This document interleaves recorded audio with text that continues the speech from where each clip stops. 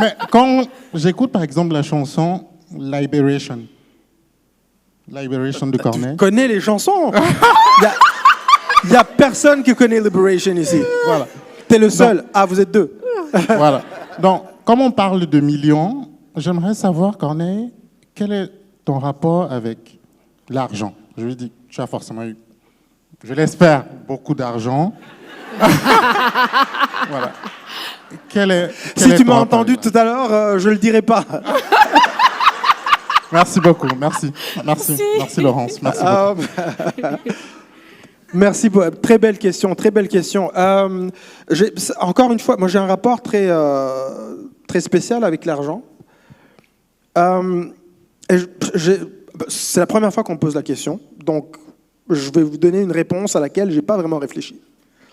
Mais en y répondant, je suis forcé de me demander d'où ça me vient, parce que, aussi loin que je puisse me rappeler, j'ai jamais pensé que faire de l'argent était une chose difficile.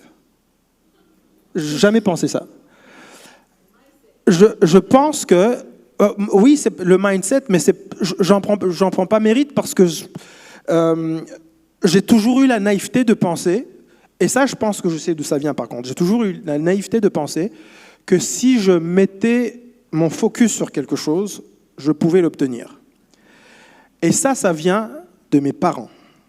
Parce que, c'est pour ça que je dis que j'en ai pas le mérite. J'ai rien fait pour mériter les parents que j'ai eus.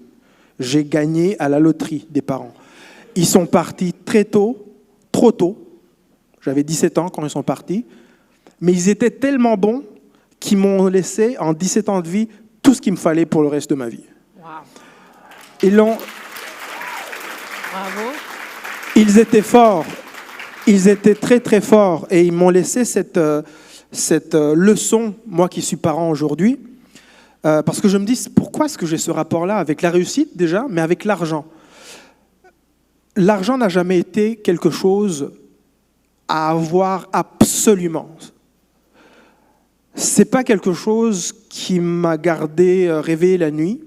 J'ai pas fait la musique en me disant, justement dans la chanson toujours le même, je parle de ma Porsche parce que c'est une chanson que j'ai écrite en 2005 et je raconte l'histoire où je suis dans ma Porsche, puis je suis à un feu, puis il y a un gars qui s'arrête à côté de moi et qui me dit hey, avec tout le monde qui meurt chez toi, pourquoi tu vends pas ta Porsche et tu retournes les aider?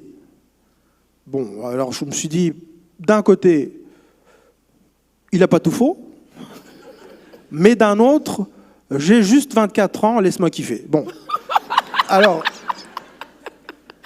mais j'ai jamais eu cette espèce de l'argent, c'est dur à obtenir.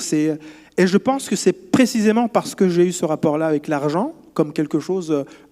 Les parents vous disent toujours, mais l'argent, ça se cueille pas sur les arbres. Moi, j'ai toujours vécu ma vie comme si ça se cueillait sur les arbres, justement. Bravo. C'est pas quelque chose qui m'a jamais fait peur.